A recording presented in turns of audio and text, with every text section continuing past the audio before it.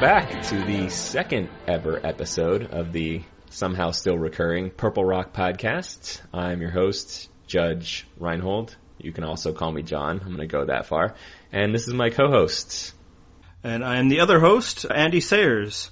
First of all, we just want to thank everyone who listened to the podcast. We thought we would struggle to get double digits, and we are baffled that we got triple digits. So hopefully that means we're doing something that you like and that you're listening again. So thank you for listening today and before. Yeah, and I'm hoping that we can help you get through your terrible workday with some inane Survivor discussion. Can you believe as many people listen to us as what happened? No, as I don't even want to say the exact count because it's actually kind of surprising. You actually sent me a message and said, "Are you just hitting refresh over and over on our page?" And I said, "Only the first 200 times. After that, it's total strangers." That's all right. That's all legit numbers. Yep. So, we're here to talk about the very first episode of the new Blood vs. Water season. Do you know what that episode was called? You know what? I actually have it up right here. I should see what it was called. It was called Blood is Thicker Than Anything. Well, they were close to the quote there. So what was your general impression of the very first episode of this season? Not bad. First of all, I love when they do 90-minute first episode or 2 hour. I mean, especially when you have a Redemption Island element in there, just because it's going to get so clogged up if you don't, trying to cram that into 60 minutes. So the 90-minute premiere, that always works with me. And I have to say, and I'm going to get your impression on this too, the cast surprisingly good, at least with the family members. What did you think? Yeah, it looked like it was a good mix. I mean, obviously we don't love everybody on there, but that would be a terrible show if we did. Again, I think the 90 minutes really helps. We actually got time where we got to meet some people and spend some time with them, and shockingly it was the people we didn't know. Yeah, the Day Zero thing turned out to be kind of a dud. Nothing really happened there. Yeah, I think that was throwing a bone to the survivors themselves. You know, you get this experience and then it's on. Yeah, it was a little wrinkle that just didn't make for good TV, unfortunately, but I can see why they tried it at least. Yeah, and at least they didn't try to squeeze a lot of good TV out of it, you know? We saw everybody come out the boat. They did the little thing where they reminded us who people were, even though apparently it didn't help for people with Candace or Aris. Exactly. Everyone said, "Oh, who was Candace again?" Which season was she on? I love the singular, Yeah. Which season? It's like, no. Yeah, just so you guys are aware, this is Candace's third time on the show. But yeah, so yeah, that was nothing, but whatever. It was over. Like, I thought that would be the first half hour, was kind of those shenanigans and the Redemption Island stuff, but I think basically before the first commercial break they were together. Yeah, Probst and the editors threw us a bone. They saw they didn't have much there, and they got us right on to the next segment, which was the first thing we will talk about. So, they get to the beach, and as we talked about before, time to vote somebody out. And they had no prep, but doesn't seem like there was any time for them to discuss there. Although, as we all know, they probably discussed who they would be voting out and who they wouldn't be voted up way before they ever hit that island. And now's my time to gloat, because what did they do on that first vote, Andy? They voted out poor Laura Tie-Dye. Yes, they did. As I suspected. And what happened after that, Andy? Rupert, I gotta save my wife. Oh, I didn't realize we had a Rupert as a guest on the podcast today. Yeah, I wonder how many times I'll get to bust out the Rupert impression. Hopefully not too many. You know what? I was going to say I think it should be a weekly thing, but yeah, that'll be probably a few weeks longer than he's going to be on the show then. Yeah, so Rupert did what we all knew he would do. He played up his heroism and took her place on the island. What did you think of Rupert's move? Besides, haha, I told you so. I thought he was a gallant hero, just as he's always said that he is. That's right. He'd have your vote for the governorship. Absolutely. And really, it was just the most predictable thing ever. As I said, you just knew in hearing that twist, like, okay, well, as soon as Laura's voted out, then Rupert's going to fall on that sword. Before he even really knew what he was being asked to do. He just started walking. Pushing through people. So, look, Laura was voted out, not because everybody fears the great reputation of Rupert, but because she was the old lady. Exactly. That's what was funny about it, is that Rupert took it as a slight against him. Like it was somehow, oh, well, we're getting rid of Rupert's wife. No. She's the old lady on that tribe. You look at them, they're all young, fit, strong people. And here's the thing, the other tribe has a more mature base, but she's still the old lady on that tribe. So did Rupert just basically buy his wife 3 more days? Nah, you know what? I gotta say, I think she'll actually get a little bit further than that, assuming that she gets in with the other older ladies on that tribe. Because you do have Laura and Tina in there, which is at least a better fit for her than she would have found on the other tribe that she was on. Monica as well is a little older. Exactly. You know what's funny is I have the cast image up, and she is covered in my image, so I didn't even see her in there. But yes, Monica's an older lady as well, so she'll at least have some company. So do you think, so with the loved ones, and I'm skipping ahead a bit here, and we'll skip back and go through because time is a bending spoon or something like that, but that side, it's this big bro alliance happening. So do you think maybe on the returnees it's going to become like the mom alliance? I don't. Nah. I don't think Laura gets in that good, and I don't think Monica's in. I think the power base there is going to be some combination of like Aris, Tina, Jervis. I think Tyson weasels his way in there too. Other Laura, maybe? Oh yeah, I meant Laura M. Sorry. I should clarify that. I know, that's the worst part of all of this. Now there's 2 Lauras on one tribe. What the hell? On the same tribe. We'll just call her Rupert's wife from here on out. Exactly. That's a better name for her anyway. Okay, so that's what happened on the one side. Now, on the returnees tribe, we totally had it wrong. I was actually kind of shocked by that. The returnees, we assumed, would be down to Rupert or Colton as the obvious vote outs. Neither's name came up once. No, not a single vote for either of them. In hindsight, it kind of makes sense that they wouldn't have voted out Rupert there just because they would have needed him for shelter building and fishing and all those sorts of camp life type things early on. So he's maybe not an ideal first vote out. And we should clarify, when we say shelter building, we mean the physical labor of building. Yes. You never let Rupert design your shelter. Right. Following the instructions of others to build the shelter. But yeah, we figured just Colton. That was easy. Colton.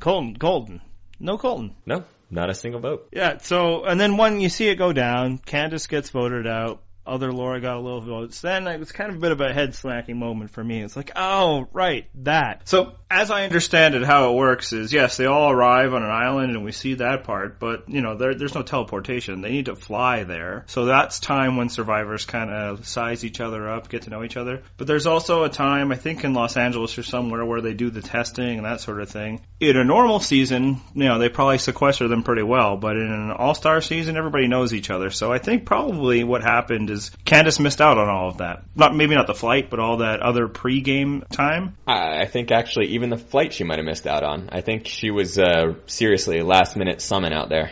Yeah, so that's probably why they voted her out. It was like, oh, I hadn't even thought of playing with you at this point. You weren't an option. So you. Yeah, one of my favorite parts is the people giving their reasoning, and it almost boiled down to our exact reasoning. It's like, who are you? You know, she's been out there twice already, and they're still like, oh, I just don't know anything about you. Yeah, like, you know, there are other reasons to vote out Candace. Mainly, she's betrayed everybody she's ever played with. Actually, that's not true. She was loyal to her very first tribe in Cook Islands before a switch and a merge or something like that. Right. But, I don't think these people knew that. I don't even think Rupert knew that, and he was on a tribe with her. Yeah, he probably forgot who she was, too. So, yeah, Candace is voted out. She gets the opportunity to switch, and that didn't happen. John kind of hangs her out to dry there. He gives her the old, oh, it's up to you, but, you know, I think you could do it. Oh, yeah, come on. And honestly, I will say that this is like one of those things that that modern society has put on us, which I'm a big believer in modern society generally, but he's like, do I be the chivalrous guy, or do I make her look weak by doing that? An additional dynamic, too, they're both, like, wildly successful in their careers. They're both doctors. Yeah. It's probably like, oh, I don't want to be the, you know, guy who's looking down on the woman thinking she can't do it. But I think really the motivation is, oh no, you're boned. I may as well be in this for myself at this point. And look, he's not wrong. No. If you're voted out day one, what are the chances that the other tribe isn't also going to vote you out? Yeah, and basically she would have to go on just a massive run from Redemption Island to get back in. So not a lot of upside. Yeah, and they don't know this right now, but that might not be as hard as it sounds, because with the multi-person Redemption Island, you don't have to be awesome. You just have to prevent yourself from being the worst. Right. Which is a whole lot of what Survivor is, actually. Just don't be the worst. And you'll stick around for a while. Exactly. All right, so those are the first two big moments of the show. Then we had basically another hour of show. Is there anything that kind of stood out for you in that time? We kind of hit on it earlier, but the family members, a couple of them kind of interesting. I mean, my Caleb prediction looked much better after seeing the first episode. Caleb really seemed to kind of be what I hoped he would be, and obviously first impressions are tough to go by, but he seemed to get the idea that Brad was a meathead, and he was just going along because Brad had numbers. Yeah, that was kind of the reaction that all of them kind of had. It's like, yeah, get a load of this guy, but yeah, sure, he's not talking about voting me out. Yeah, exactly. Like, oh, what a tool. But at the same time, the tool can barely add, so I guess he's correct. Do you think the 5-guy alliance is going to last the test of time? Oh, hell no. That thing is... I think they maybe get one more lady off there, and then it just dissolves. Yeah, so if they have to go to tribal again, then yeah, sure. Okay, let's just cut out the dead weight, because we would have done so anyway. Right. But, no, right after that, some guy's going to be smart enough that was like, let's bring these other ladies in, let's bring whoever else might have ended up on our tribe as a result of switching. Right. Because, no, I'm not doing a 5-bro alliance. No. The only person that's good for is Brad. Exactly. So as much as you want to shit on Brad because he just seems like an idiot, really that's his only move. It's not a good one, but it's his only move. Yeah, no, if you are the alpha target, then yeah, it's like, hey, other alpha dudes, let's form a tribe where everybody is strong and we vote out the weak. Let's target the strong players because I'm doomed. So here's what I find interesting about that. So Brad realizes that his best strategy is to use the other strong, dominant males as a shield against being voted out. But at the same time, those guys are thinking, oh, perfect, Brad is human shield because we can use him as the lightning rod, basically, if anyone gets pissed about this, which they inevitably will. And here's the thing, it could work for Brad. Like, that happens at times, like, oh, I'm just going to use this guy in shield, and all of a sudden, they're around for a long time, Coach makes the final 3, Philip the same, so he could stick around, but I gotta say, nothing about his edit suggests that this is the guy getting the hero edit. The one thing that does suggest that maybe he is pretty good at this game of Survivor, he has a tattoo, I don't know if you noticed. Oh, I noticed. It says Judge. I know, he's now your favorite player, right? That's how it works. Well, I was going to say that I assume that is in honor of me, and he has been, reading up on my strategic suggestions throughout seasons that I've been commenting on. So it could be that he's, got a savant-level knowledge of Survivor strategy. Well, we'll know if he's got a saint on his back, and then all things that are bets are off. Exactly. If there's a Ratfink tattoo on there somewhere. A Mr. Atfink? Mr. Atfink. Oh, that's an insider AV Club joke that's really going to sell well. To the mass audience we have now. Yes. So I think the standout, and I'm guessing you're going to agree because that's what we do here. Vetus. Vetus looked like the player of the episode. Actually, I disagree because to me, the standout was Caleb. Not that Vetus wasn't a standout. The guy was very charming and disarming, and I loved his vulnerable, I've been to jail, I went through hell kind of story. It really makes you want to trust him, which is a perfect position to be in later on when he needs to blindside someone. But I get a good feeling about my Caleb pick. I mean, he wasn't featured in the show, which is fine. I mean, there's not always an early feature for the guys that end up going on to win. But like I said, I got a good feeling from Caleb. Vetus is a strong number 2, though. Yeah, so in terms of feature, that's kind of why I like Vetus. I don't know if there's anything he did from a gameplay standpoint that's like, oh, that's the guy. In fact, I'm not sure about his whole, I'm going to go talk to people and tell them they're the other thing. It almost felt like he was lying for no reason. Like, right. You didn't have to. You have numbers, whatever. Yeah, and the first boot is not going to play into your jury strategy whatsoever. Exactly, unless, I guess, they survive Redemption Island. Which they won't. But what I did like is that the show took the time to showcase him.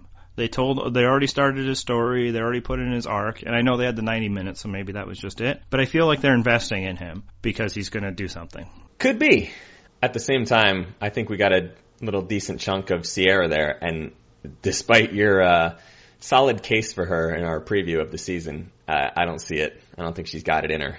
I disagree. She's going the whole way. You notice her name didn't come up even though she weighs like 80 pounds? That is true, and was one of the reasons that they choked that challenge away. Yes. You know what? They were always destined to lose that challenge. Not that they know that, but anytime that it's built on teamwork and all of that, you're never beating a returnees tribe. That's very true. Historical precedent. All right, so we talk about standouts. Let's talk about the other side of the coin and Jervis. Oh, Jervis. Jervis, again, is a stellar math expert because he was not able to tell if anybody might have actually had a longer layover between seasons.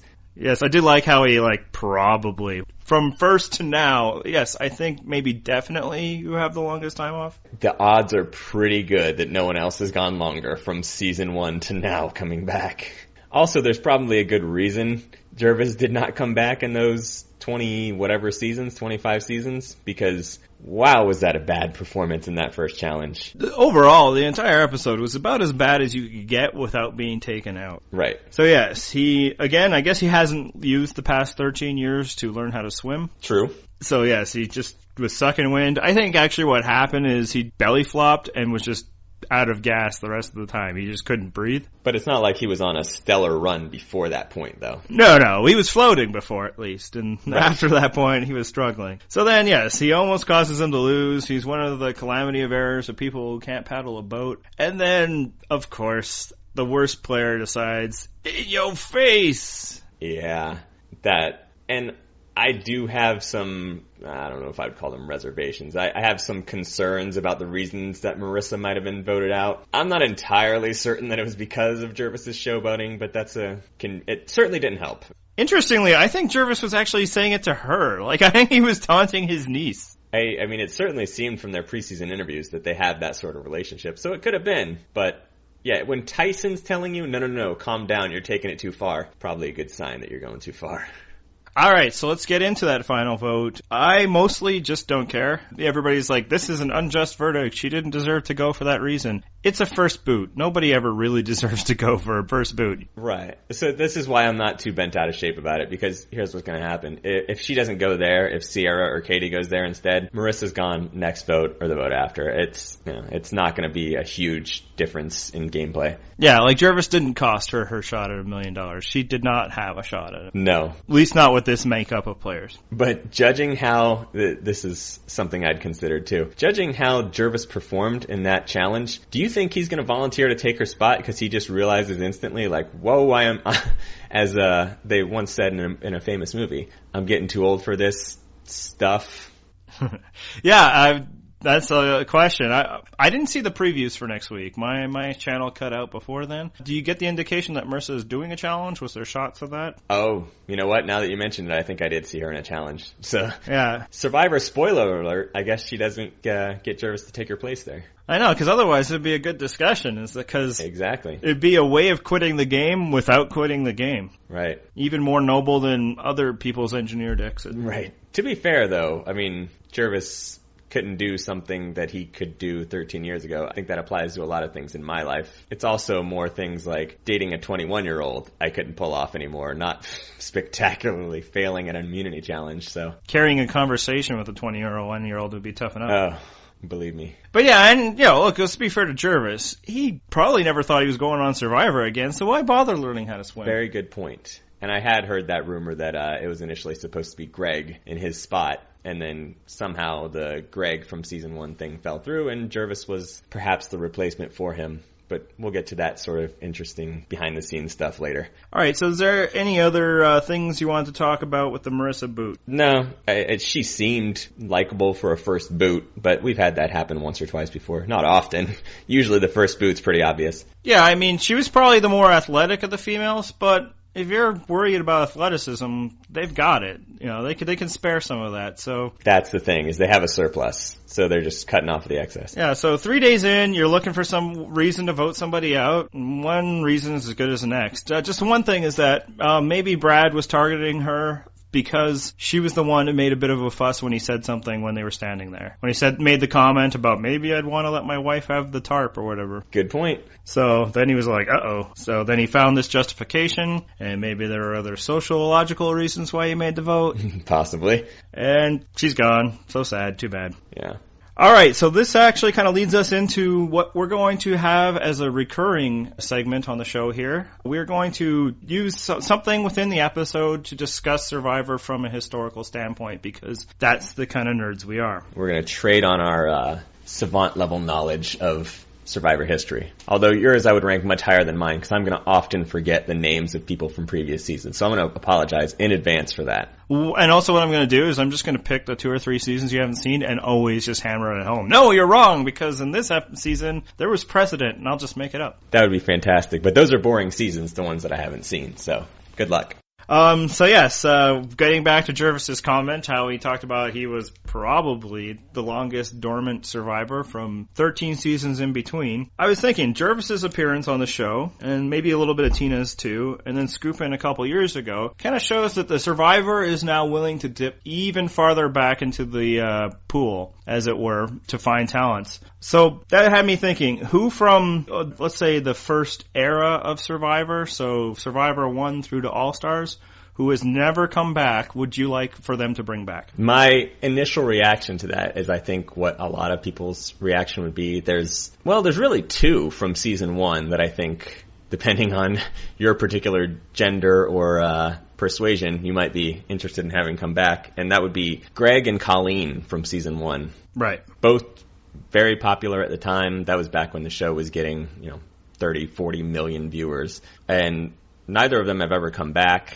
There's been rumors that Greg wasn't going to come back because he was such a pain for the production staff to handle because he had no interest in being on a reality show. Mm-hmm. Colleen... You have to figure they've asked Colleen more than once. Like, they had to ask her for All Stars and other things. I'm sure that phone rings constantly. She did her, Cover Girl commercial. She did that Rob Schneider movie, and I think she decided this isn't for me. I'm going to let you in on a secret. She's a pretty girl. Things are going to turn out for her. Yeah, if they haven't already. Yeah. All right, so my other deep pull here, which I don't know that a lot of people would have picked, Gina from Marquesas, which was pretty early on. I can't tell you a ton about her game. I just remember that it was one of the earlier seasons. I remember thinking she is an incredibly attractive survivor, and I would like to see more of her, and I never have. And let's be fair, there's been women brought back for no better reason than that. Very true. Like Candace. Amber, even. Solid point there, too. Although, I guess that kind of proved to be a decent decision to bring back. Exactly. So they should bring back Gina, and maybe she could be the next Amber. Or Parvati. Similar situation. Yep. All right, who's your choices for this? All right, I'm going to pick somebody that they're probably never going to bring back, but I would really like it to happen, and that's Brian Heidik from Thailand. Oh, yeah, I would say that's not going to happen. Yeah, I mean, he's a despicable human being, so look, if they don't want to be in the Brian Heidik business, I totally get it. But I would say he is the best player and best winner that they've never had come back on the show. I'd say that's pretty fair. He was sort of, I don't even want to call him a Russell, just because Russell was obnoxious. Heidik wasn't, from what I remember, terrible. No, like, people liked Heidik in the context of the show until they kind of got voted out and saw behind the curtain. Heidik's maneuver was actually telling people, hey, we're going to vote you out this time, sorry. Yeah, like, people were immediately flocked to him, even Xian from the other side. So, like, he had a great social game. He was able to win enough challenges, especially down this stretch, that nobody could make a move against him, but they weren't even going to. Everybody thought they were in the final 2 with him. Yeah. I actually think he's one of the top 5 best winners ever on the show. And why I'd want him back is I want an all-winners season, damn it. Probably I'd be on board with that. It would really, you'd have to cut out a few of those winners that I would not like to see back. But you know who would not agree with your Brian Heidik pick? Who's that? Puppies. Yes. Well, come on. If Michael Vick can still quarterback in the NFL, Brian Heidik can be on Survivor. I suppose. Yeah, and if we were going to do an all-winners season, I'd much rather have him back than some of the others that have made it. Visapia. Natalie from the Russell season. I mean, she's coming back if they do an all-winner season, because they'd have to find 10 women. That's a good point. And, again, she's not an unattractive lady, so. Yeah, if you're into that. And then I'm not necessarily dying to see this guy back, but given that he is kind of the spirit animal of the show, I think we should throw a mention towards Pascal. Oh, wow. Yes. Okay, I was thinking you meant the show is in Survivor. No, our own show. Yes. That's right. Yeah, so Pascal, I think, could make an easy argument that nobody was more unjustly removed from the game than he was. In that, yes, he was the only person eliminated due to the tiebreaker of the Purple Rock. But the flawed execution of that tiebreaker. Yes, the producers realized after they did that they should not have gone to drawing rocks in that scenario. Purple Rock is not supposed to be a Final Four tiebreaker. Right. One concern I have there, is Pascal still ambulatory? Is he still with us? I don't know. I mean, that's the thing. He was an old guy then. It's got to be about 10 years since. I'm pretty sure time is a linear thing, and he would have gotten older by now. Okay, but look how great Rudy was a sec. Oh, wait. I'm making the iron argument against myself. No. And here's the thing. I mean, look, he wasn't exactly a particularly entertaining fellow. Him and Nile got along, and they were whatever. So I don't necessarily want him back, but, you know, if you're talking about deserves to be back, that guy kind of got screwed by the show. Solid point, but we saw that Skupin sort of deserved to come back, and when he did, it was kind of like, shrug. He was fine.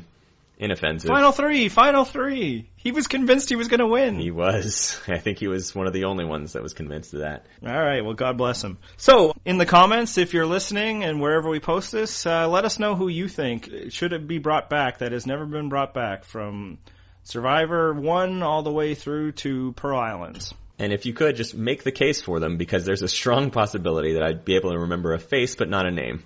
Okay, so for our next segment, we're going to do something a little different. Given the theme of this season's show, Blood vs. Water, where survivors meet up with their loved ones on the island, we've decided to bring in our very own loved ones. So who do you have with you, Judge? This would be my wife, who goes by Liz. And I also have my wife, who does not go by Liz. Oh. Because that would be weird and creepy. It's like, we're two dudes, we do a podcast together, and we married women with the same name. And my wife's name is Kim. Would you like to say hello? Hello. Hi, Kim. Hi, Liz. So, while you guys are both sitting here just kind of smiling awkwardly, I imagine, there's no video on this, but I'm pretty sure that's what's happening on your end. That's why there is no video. I figured maybe we just jump into, like, do you think your husbands are crazy for doing this? Well, considering I just came out of my bedroom to find my husband with a microphone from the 40s and a script in front of him, yeah, I think he's kind of crazy. It's not a script. Whatever you want to call it. It's a rundown.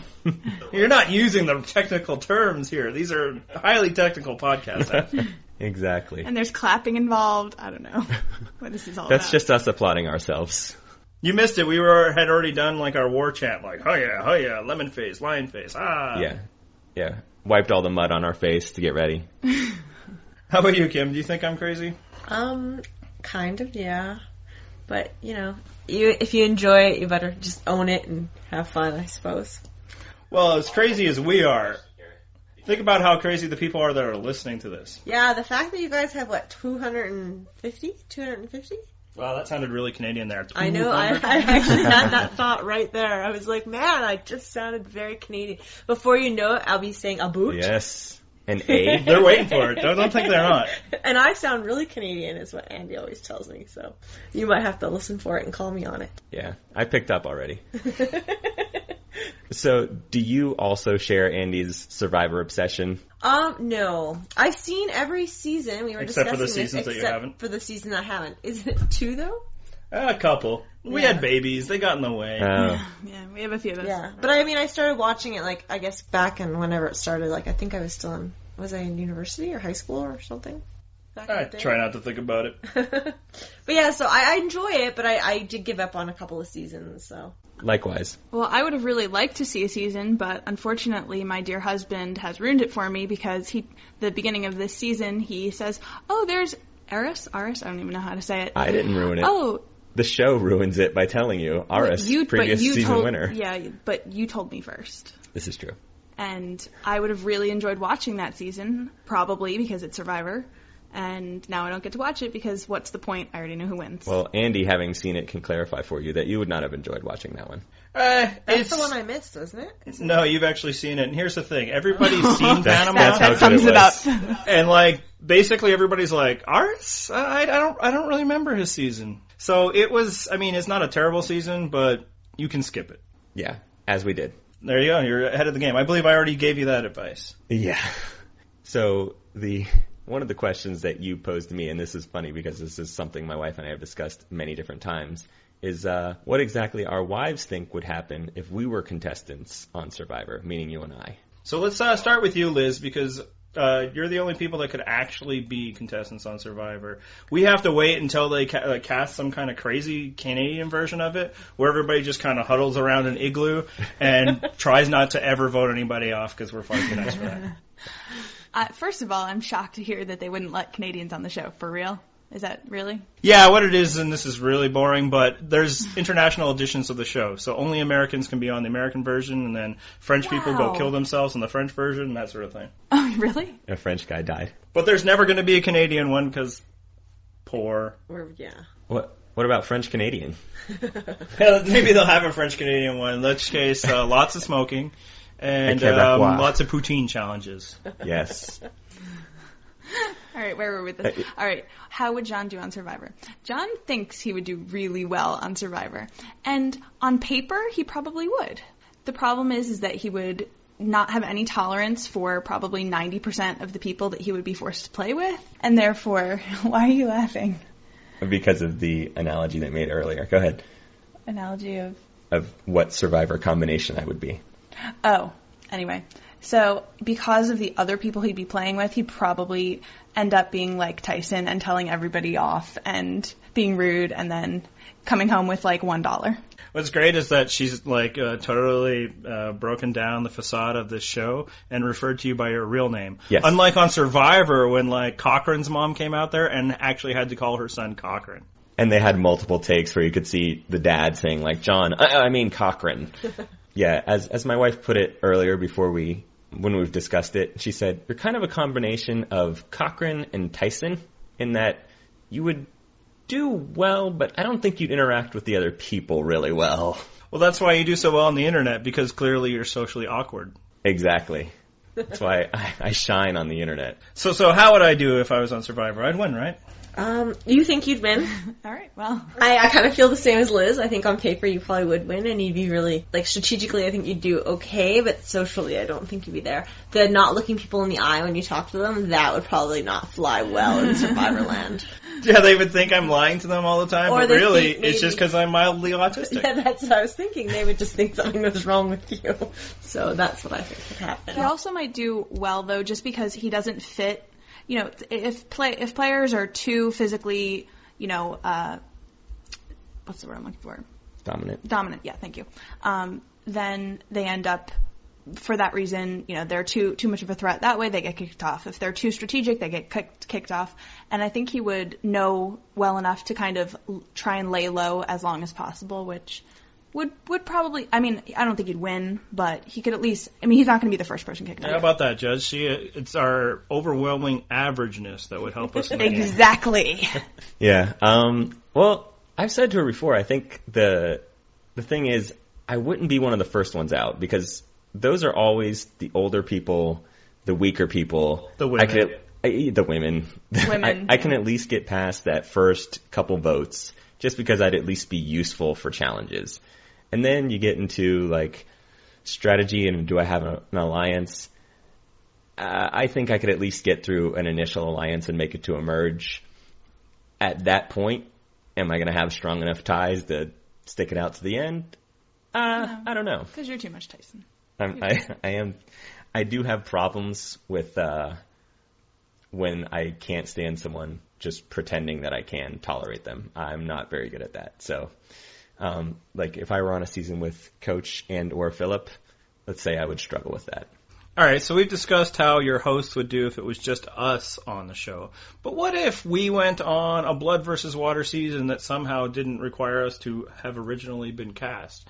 How do you think you two would do if you guys were on the island together?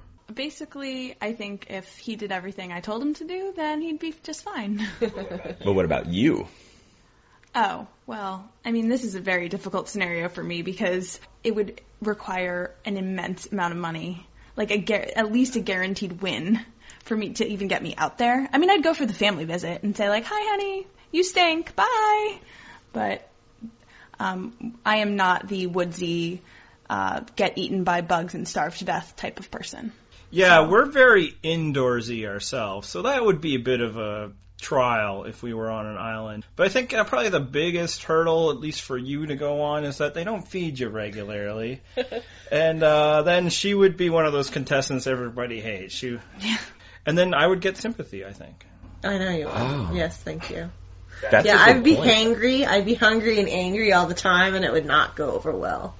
Yeah, and with my wife, she wouldn't get good sleep because of the sleeping conditions, and then she'd just be cranky and. That'd be, God. And then the other part of me, if I don't want to do something, I just say, I'm done now. Like, I'd be like, okay, where's the boat? They can come get me now. I'm done. Oh, and then Jeff Probst would make fun of you. Yes. And I think I might actually tell Jeff Probst to, maybe F off a bit, I think, at Tribal, if he was... Well, someone needs to. Yeah, because sometimes he gets a little annoying and a little proby, I guess. So you'd penner him. I would penner him. I totally would. All right, so we've actually, with this season, and we've talked about earlier, Judge and I, when you guys weren't here, we talked about what happened in this week's episode. So basically, right away, we had husband and wives making decisions. And one time, it was Rupert who decided to take his wife's place on Redemption Island. On the flip side, there was John, who did not take Candace's place. And I want to know, now that we have wives in the room, what was the right move there? Who played it right? Was it Rupert or was it John? Isn't that really more of a rhetorical question, right? I mean, come on. What was the right decision there? Who thinks that Rupert's wife is going to do very well, honestly? She's not going to do well at all. No. Right, so clearly. And I want to point out again that we nailed that prediction. That was exactly what Rupert was going to do. Yeah. So let's put ourselves in that position. So John, or Judge, or whatever we're calling you tonight, is on the island with Liz, and Liz gets voted out first, which I'm sure wouldn't happen because in the very short time I've gotten to know you, you seem like a delightful person. But let's say this happens, and then Judge does what John on the island did, and said, oh, no, hey, honey, how about you're going to go kick his ass and I'll stay in the game. Would that fly? You realize what happens then is that my wife is like, no, that's cool. I'm just going to go ahead and lose this challenge. 3 days has been enough. It's like, you have fun with your little Survivor adventure. I never really wanted to be here in the first place. Exactly. Well, I really would want to be there for 3 days. I would want to experience it and go out there and then say, okay, I starved, I got eaten, I didn't sleep well. Okay, honey, you can stay here. I'm good. Basically, she wants the Survivor Ponderosa experience, where you just immediately go to where they send. I want Survivor tapas. Well, I think that's actually what happens. If you're voted out pre-boot, they just send you to some other tropical resort, and you can hang out in hotels and stuff. Exactly. Why is that not the better option? Yeah, maybe some other people are just playing this all wrong. Oh, yeah. You've introduced a whole new way of thinking about Survivor to me. So, Kim, what if it was us? You get voted out, and I sit there, and I'm like, hey, honey, should I take your spot and all that? For the sake of our marriage, what's the proper move? You need to quickly ask me, what is the right answer. So the right answer would be, yes, you should take my spot, but really, as a family unit, the whole point of the game is to win $1 million, right? So in theory, it would be best if you probably stayed out there and I went to... So she says that because we're, in a comfortable room here, but this is what would happen. I would do, what he did. It's like, oh, what do you think? What do you think? And then she would do the thing where she'd say one thing, but really want me to read her mind and go the other way. And I've experienced that. Yes. Oh, what? It's not unique to us? No. I hear that other women do that. So I think the lesson here is don't go on Survivor with your loved one. Yeah, pretty much. Or if you do, be like, say, Jervis and take someone you don't really care about, like your niece. I kind of have that feeling. I just don't feel that, there's a love there or a connection between Jervis and his niece. Yeah, they just, it was kind of like, Jervis, oh, I'm going to be on the show. I'll pick you. You come with me. And he just happened to point at his niece. And she was like, creepy Uncle Jervis. Yeah. Oh, no, this podcast just took a dark turn. So... I hear you guys have a different way that you watch Survivor, especially in the early going, when it comes to sizing up who you like and who you don't like of the cast. Right. We have the obvious, who do we think is going to be really strategic, who's going to be smart, who's going to get in on early alliances. But far more important than all of that, of course, is which Survivor is the hottest. This is a discussion we have every season. You get one pick from all of the male or female casts. And this season, I'll let my wife pick first because she had a much more decisive opinion on this than I did. Well, I just kind of viewed Candace and John as, like, the better version of us. Like, the alpha version of me and you. Well, now I know what to picture when I'm talking to you guys, Candace and John. So, yeah, I would definitely say that John has a lot of the qualities that I would be looking for, minus the hairline. The hairline is really disturbing, but I've grown accustomed to funny hairlines because... You have some in your life. Yes, exactly. So, I find him to be rather attractive.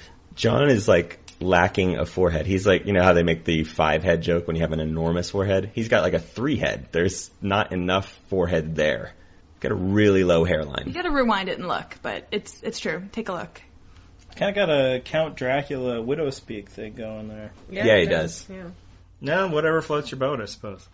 So, John, is there any hotness for our side? I kind of feel like they finally gave the ladies something, but... Well, I think we should allow Kim to give her input on this, because, ladies first. Well, this season I would say, I don't know, no one really floats my boat, but the most attractive guy on this cast this year is John. And I kind of like that he's an ortho resident, and that Candace is also an anesthesiology resident. That's partly what did it for my wife too, because she's a nurse practitioner. Oh, cool! I'm a nurse. I'm an RN here. Yeah. Okay, so things did get a little creepy. We both do a Survivor podcast, and we're married to nurses. Yeah. Yes, exactly. Okay, enough personal details. Thank you.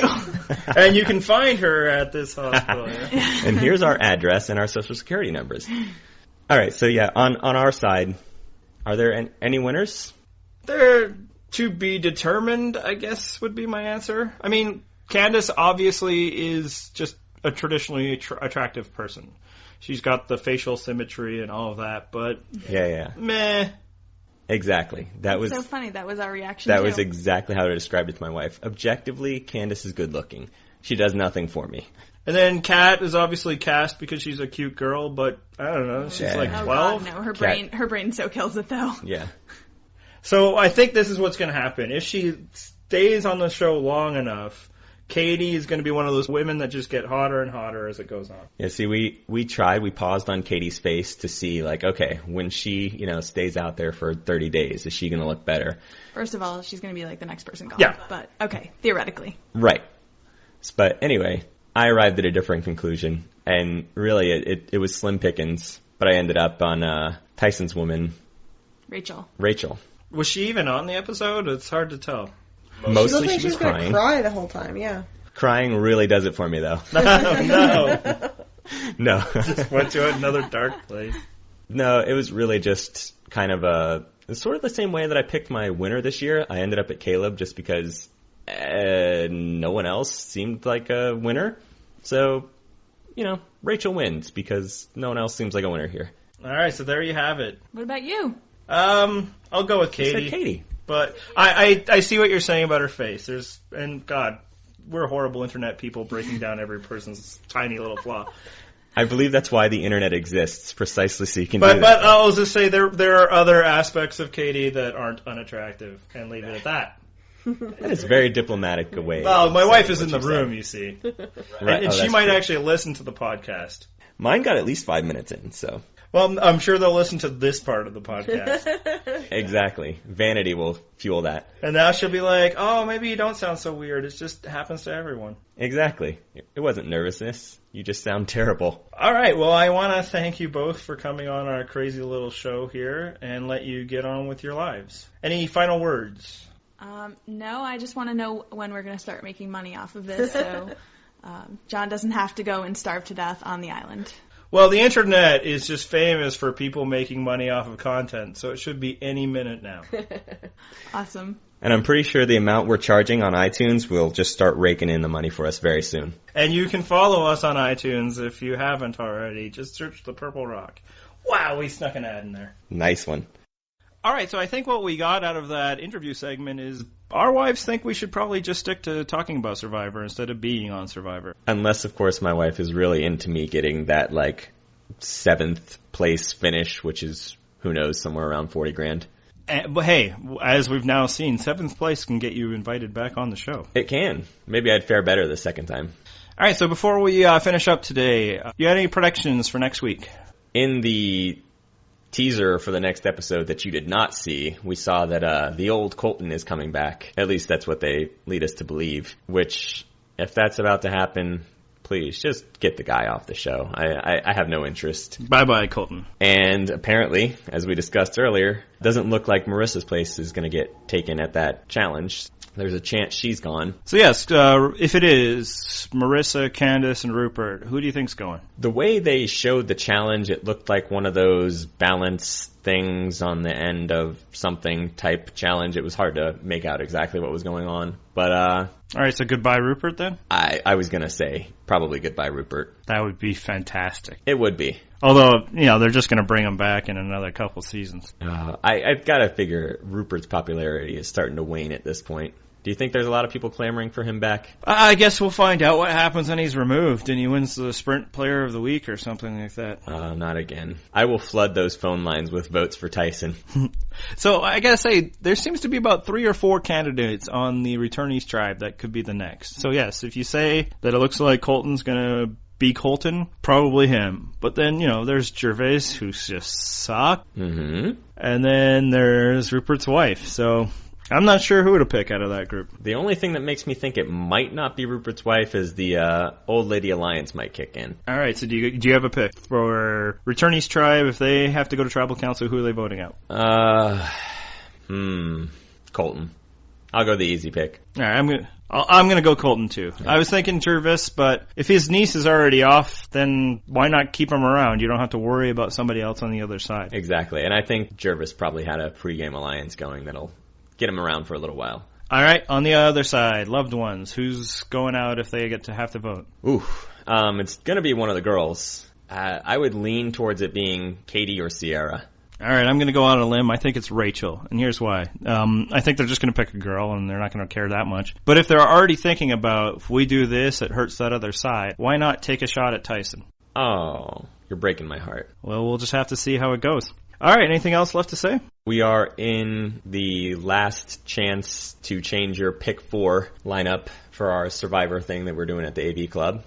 If anybody wants to join in and still hasn't, you get until the second episode airs to change your team. You pick any 4 survivors that someone else doesn't have that exact duplicate lineup, and then I'll total up your scores. End of the season, top 5 get to play in our small league next season. All right, and next episode, I suspect we'll probably do more AV Club discussion. There really wasn't much to talk about since nobody lost any players. Exactly. Redemption Island shines again. And we mentioned it before, but you can now subscribe to this podcast on iTunes because their standards are very low. Clearly. If you do, feel free to leave us comments and ratings because I think those things are important somehow. Also, if you want to spam, that'd be great. If you want to offer us some Nigerian prince money, that would be excellent as well. Anything you want to do, basically. All right, so that's another episode of The Purple Rock. Thanks for tuning in, and I'll think of a conclusion next week. Sounds great. See you then.